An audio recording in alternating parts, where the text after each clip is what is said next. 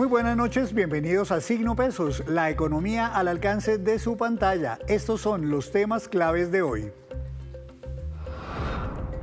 Mitos y verdades del puntaje crediticio. Aunque muchas personas no le prestan atención, a la hora de pedir un préstamo es clave esta calificación que todos tenemos ante las centrales de riesgo. Para aclarar las dudas y entender cómo funciona, esta noche nos acompaña Carlos Medina, director de Soluciones al Consumidor de TransUnion. Se deteriora la percepción de la salud en las empresas. Un estudio de la compañía Mercer Marsh Beneficios encontró que las dificultades para acceder a citas médicas y medicamentos aumentan los problemas de salud mental entre los empleados. En minutos hablaremos con Carolina Villamizar para ver los detalles de este reporte. Apagar los platos rotos de la energía. El gobierno alista un proyecto de ley con el cual obligaría a los usuarios de electricidad de estratos medios y altos a pagar una billonaria deuda que pertenece a los usuarios de estratos bajos. Víctor Grosso nos cuenta los alcances de esta idea.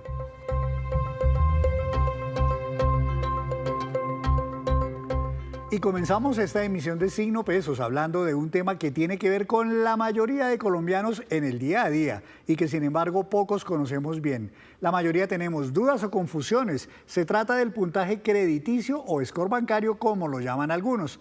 Doctor Carlos Medina, director de Soluciones al Consumidor de TransUnion. Buenas noches, bienvenido a Signo Pesos. Buenas noches, Henry. Un gusto estar aquí contigo y con todos los televidentes. Muchas gracias. ¿Qué es exactamente esto del score crediticio o el puntaje bancario, como algunas personas prefieren llamarlo?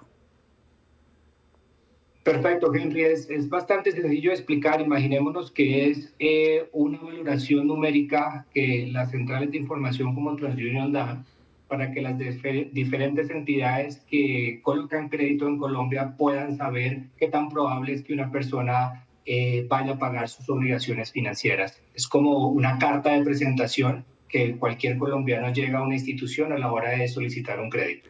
Entre más alto sea, pues va a ser mucho más probable que esa obligación sea aperturada. Si bien hay otros factores que cada entidad puede llegar a tener para otorgar un crédito, esta es una de las variables que sin duda entra a jugar parte en. ¿Esa calificación, don Carlos, es la misma en las diferentes centrales de información que operan en Colombia y es la misma, digamos, para todos los bancos o varía un poco entre unos y otros? Perfecto, yo creo que cada central de información puede tener la potestad de hacerle cambios a esa fórmula mágica, por así decirlo. Sin embargo, direccionalmente el puntaje debería ser relativamente similar para las diferentes personas. Entonces yo creo que direccionalmente tenerlo en un nivel adecuado, en un nivel alto, como les mencionaba anteriormente, va a ser la mejor carta de presentación que vamos a tener. Los bancos o las entidades financieras consultan a las centrales de información y toman esto como una variable más dentro de su proceso de otorgamiento de crédito. ¿Y el puntaje, don Carlos, depende solamente, exclusivamente de mi comportamiento crediticio ante las entidades financieras o también depende, por ejemplo, de mi salario, de si estoy o no desempleado, de si, por ejemplo, me subieron el sueldo o no, si tengo capacidad de endeudamiento o no? ¿De qué depende?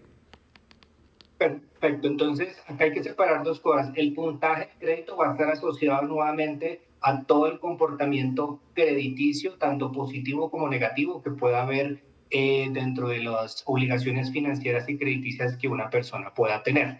Ahora, variables como las que usted mencionó, como mi salario, si me aumentaron, si me disminuyeron, son variables que las entidades también utilizan para el otorgamiento, pero que no hacen parte del puntaje. Y a la hora de una entidad financiera valorar si me concede o no el préstamo que yo estoy solicitando, de pronto ellos, por lo que usted sabe, le dan más peso al puntaje crediticio o a esos otros factores externos que también de alguna manera me perfilan. Yo creo que eso va a determinar mucho dependiendo del apetito de riesgo que cada entidad tenga. Digamos que la información está disponible, es bien conocido que pues, las entidades utilizan el puntaje como una variable importante, pero no la única. Por ejemplo, algunas entidades que tienen algunos modelos alternativos de pronto están utilizando otra información diferente, entonces va a depender mucho si es un banco tradicional, de pronto si es una fintech, de pronto si es una compañía enfocada en un segmento de la población muy específico. Lo importante es que el puntaje está para utilizarlo, no solamente para las entidades, sino también para que las personas sepan de él. Un colombiano podría eventualmente tener, digamos, un aparente nivel de solvencia bueno, tener propiedad raíz, tener un buen salario, tener un puesto estable, pero tener un puntaje malo, digamos, en términos de score crediticio, o lo contrario, tener, digamos, un buen puntaje, aun cuando no tenga tanta solvencia económica como uno lo pensaría. Sí, yo creo que pongamos un ejemplo, de pronto, no sé, una persona que ya está pensionada y de pronto no utiliza mucho el crédito y lo deja de utilizar porque ya, como usted está diciendo, tiene propiedades y tiene, digamos que unos ingresos importantes, de pronto esa persona no tenga un puntaje tan alto, pero pues tiene una solvencia importante. Ahora vayámonos al otro lado, una persona que está construyendo patrimonio al iniciar su vida crediticia, tal vez una persona que tiene su primer trabajo, su práctica profesional. No necesariamente ninguna de las dos personas son buenas o malas, están en diferentes momentos de la vida. Por eso es importante que el puntaje sea una variable más para el otorgamiento, pero que no sea la única. Cuando yo voy a un banco y solicito un préstamo y eventualmente el asesor me dice, mire, es que no tiene el puntaje, no nos convence del todo, por eso se lo rechazaron, pero haga lo posible para mejorar su puntaje crediticio. ¿Qué puede hacer uno? ¿Qué consejos cabrían para eventualmente yo poder subir en ese puntaje crediticio? Creo que hay varios consejos. El primero es no quedarse con la información del asesor y es conocer su propio puntaje. Hay herramientas disponibles en el mercado con las cuales un colombiano puede consultar su reporte y su puntaje de crédito, y en estas herramientas va a poder entender rápidamente de pronto en dónde está fallando, en dónde debe mejorar. Probablemente si el puntaje es muy bajo, quizás haya alguna mora que de pronto esté pendiente por cancelar o unos pagos de hacerse al día. Ese sería como el primer paso para hacer. Y un segundo paso que uno podría empezar a tratar es ver qué tanta utilización hay en los cupos de tarjeta de crédito y empezar a pagar de pronto un poco más del mínimo. Esos comportamientos en el tiempo deberían empezar a mejorar el puntaje de crédito. En el tiempo, dice usted, y mi pregunta siguiente justamente es, ¿cada cuánto cambia el puntaje crediticio? ¿Todos los meses o eventualmente puede quedar, por ejemplo, 4, 5, 6 meses quieto ese puntaje ahí? Esto va a depender, Henry, mucho de cuántas obligaciones tenga la persona, pero por otro lado, en la manera en que funcionan las centrales de información, es que todos los otorgantes de crédito reportan a las entidades esta información y este reporte no se hace en un mismo momento del tiempo, lo que hace que generalmente el puntaje se mantenga estable durante un mismo mes. Entonces podríamos decir que el puntaje debería estar teniendo cambios mensuales. Ahora bien, si yo soy una persona que tengo un manejo de mi crédito estable, pues los cambios que debería haber deberían ser muy mínimos y nuevamente direccionalmente el puntaje no debería cambiar. Ya es cuando de pronto una persona tiene una situación financiera, una situación complicada, una situación de pronto de una mora muy extensa, es en donde ya vamos a empezar a ver cambios en el puntaje de una manera un poco más drástica. Hay digamos, un mito, una afirmación que mucha gente hace que yo no he sabido si es cierta o no, y es que si, por ejemplo, uno autoriza muy seguido que consulten mi puntaje crediticio, eso me hace bajar el puntaje crediticio. ¿Eso es verdad o eso es un mito? Eso es un mito. En este momento, el número de consultas que una persona pueda hacer a través de las entidades que están solicitando crédito no puede ser objeto o variable para adjudicar ese crédito o no. Voy a poner un ejemplo. Si una persona está buscando una compra de cartera, en este momento que pues, las tasas vienen bajando, de seguro va a ir a varias entidades a ver cómo está esa compra de cartera, ¿verdad? En ese sentido, mucho de lo que puede pasar es que las entidades lo van a consultar varias veces pues para ver si la persona es otorgante de esta compra de cartera. Entonces, esas consultas no hacen parte de la obligación crediticia. Eso sería lo primero importante. Ahora, si nos vamos desde el punto de vista del consumidor, un consumidor en Colombia puede consultar su reporte de crédito y su score cuantas veces quiera y eso no va a hacer que su puntaje baje o su puntaje disminuya. Y tener muchos créditos o pocos créditos o ningún crédito, ¿eso cómo se ve reflejado en el puntaje? Digamos, partiendo de la base de que yo soy cumplido con todas mis obligaciones. ¿Es bueno o es malo tener varios créditos? Yo creo que de pronto, y nuevamente va a depender mucho del momento de vida que la persona esté viviendo, Henry.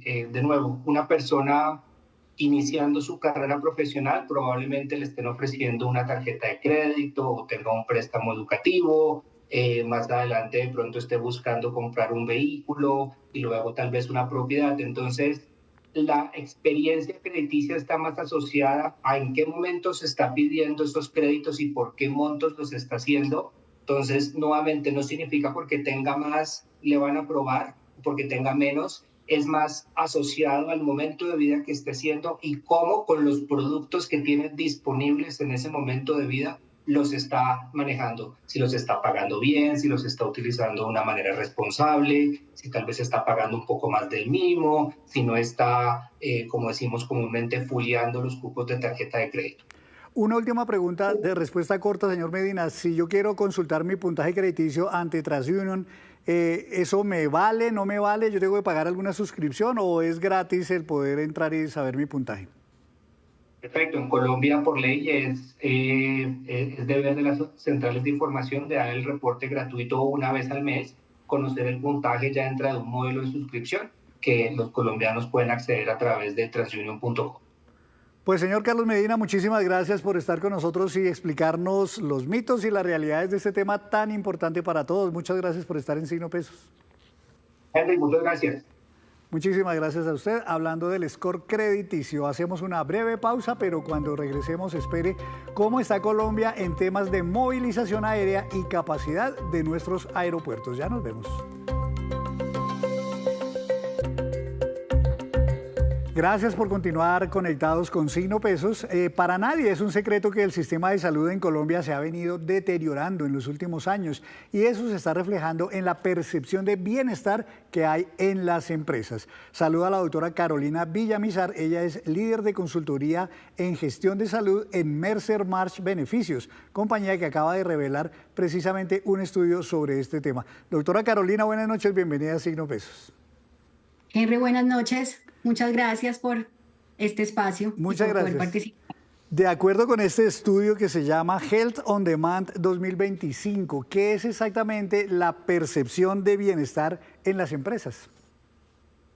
Bueno, para de pronto darles un poquito de contexto, este estudio es una encuesta global que se realizó a 18.000 empleados de 17 diferentes mercados a nivel mundial.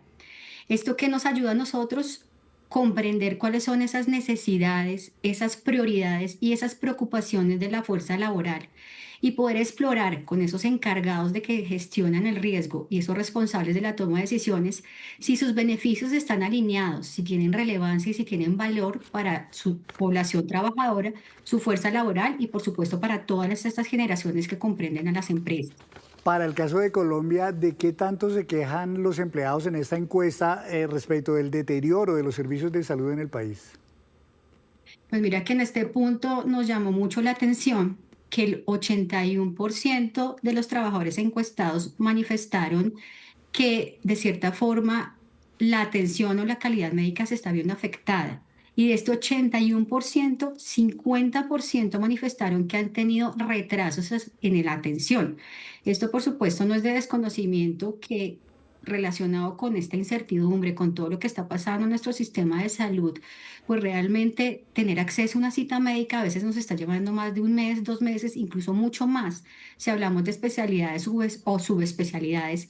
Y esto está haciendo que las personas pues no acudan o incluso se limiten a solicitar estas citas médicas y también esa preocupación en la calidad. El 20% nos manifestaron que la calidad de la atención también les preocupa, el déficit también obviamente del personal médico, los diferentes cierres de las instituciones. Esto está siendo de gran preocupación para las personas y aquí creo que hay un foco grande para ver cómo los empleadores puedan generar esas estrategias y dar ese apoyo para que realmente la atención y el acceso a la atención se vea reflejado y se sientan los trabajadores algo más protegidos por sus empresas, más que lo que pueda dar, por supuesto, el Estado. Pero además me imagino que esto tiene un impacto en el clima laboral, en la salud mental, digamos, de los empleados en cualquier compañía, ¿o no? Claro, ¿no? Y la salud mental, pues no es de desconocimiento, es un ítem y un tema de gran preocupación. Cada día vemos más cómo se están generando esas patologías de toda la parte de esfera mental, cómo están impactando, por ejemplo, en el tema de ausentismo, cómo están impactando también en tema de rotación de personal y cómo están a veces limitando a las empresas a poder generar estrategias desde la promoción y prevención. Aquí la idea es, por supuesto, que todo esto se vea como integrado, tanto el bienestar físico como el bienestar emocional. Entonces son medidas que están empezando a verse y a replantear los empleadores en cómo dar también estos apoyos tan importantes, no quedarnos de pronto en lo básico normativo, sino ir un poquito más allá para que esta salud mental, por supuesto, sea como la base de todo nuestro salud y de todo nuestro bienestar. La productividad, supongo yo, se va al piso cuando uno tiene empleados que están preocupados porque no le dieron el medicamento, porque no le han dado la cita médica, porque tiene un familiar, incluso a veces no necesariamente tiene que ser con uno mismo, al que no le han dado el acceso a la salud. Me imagino que esto se ve claramente reflejado en la productividad, ¿o no? Claro, esto se refleja en la productividad y también aquí lo vemos en que, por ejemplo, el 52% de las personas que se encuestaron manifiestan que quisieran poder tener un acceso o un beneficio, por ejemplo, a conseguir estos medicamentos de forma ambulatoria, de forma particular. Esto sería súper beneficioso para ellos, al igual que para las personas que tienen a cargo, que están cuidando y que necesitan, por ejemplo, tiempos para estos cuidados personales. Todo el tema de rotación, todo el tema de impacto a la productividad, pues está muy ligado también a estos temas de salud en donde vemos que las personas a veces tienen que ausentarse o pedir muchos permisos para esas filas largas, para conseguir, por ejemplo, sus medicamentos para pacientes crónicos. Entonces creo que está haciendo esto realmente un dolor de cabeza, no solamente para los empleados, sino para los empleadores, ver cómo vamos a poder tener ese acceso a la salud y cómo vamos a poder tener, por ejemplo, también ese acceso a esos beneficios y a ese bienestar. Y ya han tomado acciones, doctora Carolina, las empresas en términos, por ejemplo, de brindarle como parte de los beneficios laborales a sus empleados una medicina prepagada, una atención domiciliaria de estas que ahora existen tanto, o eventualmente un seguro médico particular. ¿Qué acciones están tomando las empresas para ayudar a mejorar ese clima, digamos, de sus trabajadores relacionado con la salud? Sí, aquí muchas realmente ya han levantado, por así decirlo, la mano y están viendo esa posibilidad de dar esos seguros colectivos, esas pólizas colectivas, en donde de cierta forma pues se apalanque este tema de acceso a la salud. Se están replanteando también, por ejemplo, temas de herramientas, sobre todo herramientas que nos lleven a la promoción y prevención. Todo este tema de herramientas digitales que nos ayuden a hacer tamizajes para riesgo cardiovascular, todo lo que tiene que ver con la toma y tamizaje de tensión arterial, de peso, que de cierta forma aportan un poco o son como un granito de arena, por así decirlo, para mitigar obviamente ese déficit de atención que se está presentando. Este es un tema, como te digo, que está siendo muy revaluado. Las empresas están viendo qué estrategias poder llevar a cabo para realmente empezar a sopesar esas falencias y reajustar obviamente sus beneficios y reajustar esos beneficios también de pronto en torno a sus generaciones. Aquí tenemos que tener muy presente que tenemos muchas generaciones, 5 generaciones más o menos en las empresas hoy en día, con necesidades diferentes. A uno les preocupa más lo físico, a otros les preocupa un poco más lo emocional. Aquí lo emocional, por ejemplo, es muy transversal. Aquí vemos que el 49% de los encuestados manifiestan de cierta forma sentir preocupación por esos temas emocionales y cómo pueden ayudarnos de pronto para solventarlos, no solo a ellos, sino también para sus familias, cómo hablar, por ejemplo, con un adolescente o los cuidadores también, cómo tener esa flexibilidad y hacer esa balance vida-trabajo. Hoy casualmente el presidente Gustavo Petro en Colombia firmó, sancionó y entró en vigencia la nueva reforma laboral, donde se habla, por ejemplo, de reducción de jornada laboral, de teletrabajo, de darle permiso a los trabajadores para acudir, por ejemplo, a citas médicas, a veces no solo de uno, sino cuando uno es cuidador, pues también, por ejemplo, de poder llevar a la esposa al médico. ¿Creería usted, doctora, que estos temas, estos beneficios que ahora van a ser ley en Colombia, pueden ayudar a mitigar un poquito ese estrés que a veces tienen los empleados por causa del deterioro de la salud?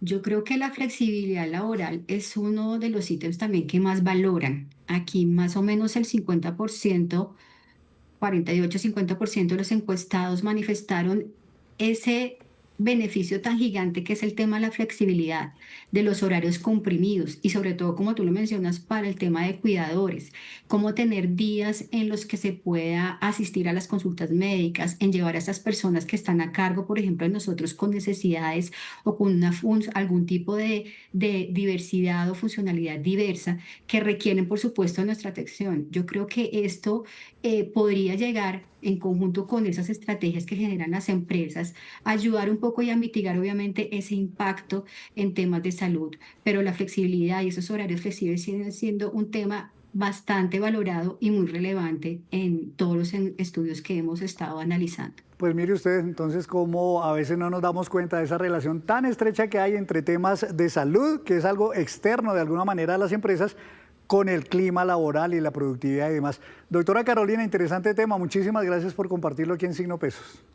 No, muchísimas gracias a ustedes por la invitación. Que tengan buena noche. Usted Gracias. también, doctora Carolina. Muchas gracias desde Mercer Marsh Beneficios. Hacemos una nueva pausa, pero al regreso les tenemos cómo está la pobreza extrema en el mundo y también en Colombia. Ya nos vemos.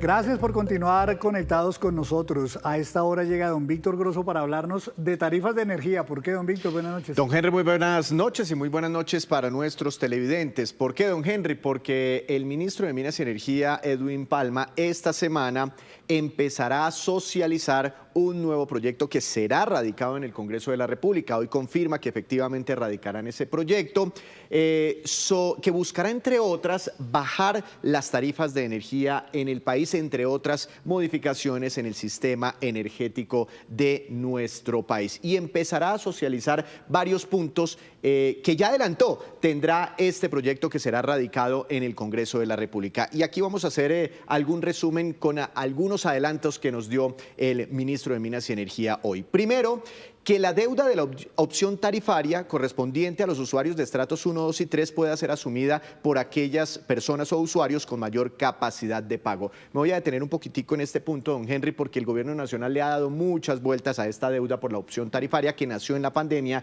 que ya acumula cerca de 3 billones de pesos y que el año pasado el gobierno nacional se había comprometido a pagar esa deuda con las empresas del sector con recursos del presupuesto nacional. Después incluyó este punto en la reforma tributaria que se cayó y ahí ha estado, digamos, volando esta deuda que ha generado, entre otras, dificultades financieras para el sector energético. Pues aquí el gobierno se echa para atrás, dice que ya no va a pagar con recursos del presupuesto esta deuda, sino que en este proyecto van a contemplar un punto para que sea asumida seguramente por estratos 4, 5 Mejor dicho, y 6. unos usuarios pagando las deudas de otros usuarios. Exactamente. Segundo punto, asignar los subsidios de manera focalizada a los usuarios que realmente lo necesiten. Y aquí también buscarán que las personas con mayor capacidad de pago ayuden a subsidiar a las personas con menor capacidad de pago. Ya entiendo que no sería por estrato, sino por nivel de Sisbén. Exactamente. Es que los subsidios hoy en día, cuando los estratos 1, 2 y 3 pagan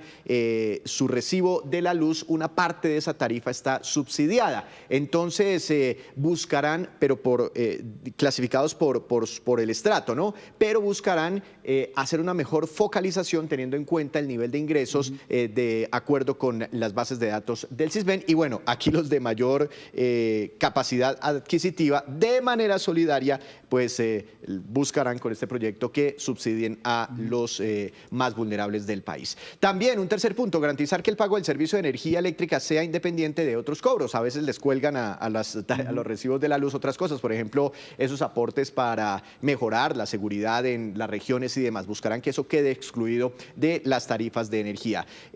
Cuarto, que las empresas públicas prioricen contratos de largo plazo en la adquisición de energía para que no queden expuestas seguramente a la compra de energía en bolsa y a las fluctuaciones de la energía en bolsa. Sí, y hay muchos cambios que se vienen para la CREG, entre otras que puedan tener esquemas tarifarios o definir esquemas tarifarios diferenciales para beneficiar a los hogares más vulnerables vulnerables, y también buscarán modificar la composición de la CREG para que en este organismo técnico participen, por ejemplo, los usuarios, académicos y los trabajadores, entre otros cambios importantes que se vendrían para la CREG. Estas son las pistas, veremos qué trae efectivamente el proyecto que radiquen en el Congreso. Y veremos qué pasa en el Congreso, don Víctor, porque también ha generado mucha polémica este tipo de propuestas. Don Víctor, gracias, y permítame hablar de otro tema, y es que Colombia rompió récords de viajeros aéreos, pero aeropuertos como el de Bogotá, Cartagena y Río Negro en Antioquia están colapsados, lo que frena un crecimiento mayor. Así lo aseguró hoy la Asociación Internacional de Transporte Aéreo, IATA. Colombia, con más de 58 millones de pasajeros vía aérea al año, es el país con mayor volumen de crecimiento en el sector transporte de la región. Bueno, este año estamos con la expectativa de un 5,7% de incremento a nivel regional. La cifra para Colombia no la tenemos, pero Colombia hemos tenido un muy buen incremento de pasajeros, tanto domésticos como internacionales, en los últimos años. Incluso Colombia se ha convertido seguramente en el destino del país con más volumen de movimiento de pasajeros en toda la región. Pero ese crecimiento se afecta por la baja capacidad que tienen las infraestructuras de aeropuertos de Bogotá, Río Negro y Cartagena. Nos encontramos con el aeropuerto del Dorado saturado, el aeropuerto de Cartagena saturado y Medellín saturado. Lo que tenemos que invertir en infraestructura y también mejorar la eficiencia operacional en los aeropuertos, pero nos vemos limitados con el potencial de crecer, porque simplemente no tenemos la capacidad para recibir nuevos vuelos. Porque estamos teniendo en Colombia más colombianos viajando, pero también estamos teniendo más extranjeros viniendo a Colombia. Aeropuertos como el de Bogotá, por supuesto, por ser el principal, tiene que incrementar su capacidad a la velocidad que incrementan los pasajeros. Pero otros aeropuertos como Medellín, es vital que Medellín tenga una infraestructura suficiente. El auge del transporte aéreo está jalonado principalmente por los viajes internacionales, mientras que los domésticos o destinos nacionales están rezagados. Y en pocas semanas los colombianos tendrán que declarar renta y preparar desde ahora esa declaración que se requiere, comenzar buscando documentos que van a ser indispensables para esa información. En la siguiente nota les contamos cuáles son esos documentos. El próximo 12 de agosto inician los vencimientos para que las personas naturales declaren renta. Recuerde que para realizar su declaración de renta en la página web de la DIAN debe previamente tener a la mano la siguiente información que servirá como soporte para diligenciar las casillas de ese formulario. Primero, extractos bancarios y de tarjetas de crédito con corte al 31 de diciembre de 2024. Información sobre créditos bancarios vigentes. Los certificados bancarios de los saldos a 31 de diciembre de las cuentas de ahorro, de las tarjetas de crédito. También allí nos dan todo lo que se pagó en intereses. Hay que pedir un certificado al banco para la declaración de renta. También aliste los documentos relacionados con sus propiedades inmobiliarias, así como los últimos pagos de impuestos de vehículos. Debemos tener certificado de todas las propiedades, es decir, de casas, de vehículos. Entonces nos toca mirar cuál fue el valor comercial a 31 de diciembre declarado en el predial o en el impuesto de vehículos. Certificado de medicina prepagada en caso de que el contribuyente cuente con este servicio. Número de documento de identidad de los dependientes económicos, por ejemplo sus hijos. Pueden ser máximo 4 personas. Si pagas medicina prepagada, debes pedir a tu entidad que te provee la medicina prepagada un certificado donde conste el valor total, pues por supuesto esto tiene unos topes. Y certificado de ingresos y retenciones de 2024, emitidos por la empresa o empresas con las que trabajó el contribuyente durante el 2024. Y un certificado de ingresos y retenciones si somos asalariados, o un certificado de retenciones en la fuente si prestamos servicios, si somos profesionales, si devengamos honorarios. Aunque usted mismo puede realizar su declaración en la página web de la DIAN, si se enreda con esas cuentas es mejor que contrate a un contador público de confianza que le ayude a realizar su declaración de renta con toda la información recolectada. Que no lo coja la noche alistando esos documentos. Y antes de despedirnos, los dejo con este dato. El Banco Mundial define la pobreza extrema como la condición que lleva a vivir a una persona con menos de $3 al día. Pues bien, 1 de cada 10 personas en el mundo están sufriendo esta situación de pobreza extrema. En Colombia, la cifra más reciente del DANE es que bajó al 11,4%, lo que significa más de 5,7 millones de habitantes en condición de pobreza extrema. Así terminamos por hoy, los esperamos mañana con una nueva emisión y toda la información económica que usted necesita saber. Esto es Signo Pesos, la economía al alcance de su pantalla. Feliz noche para todos.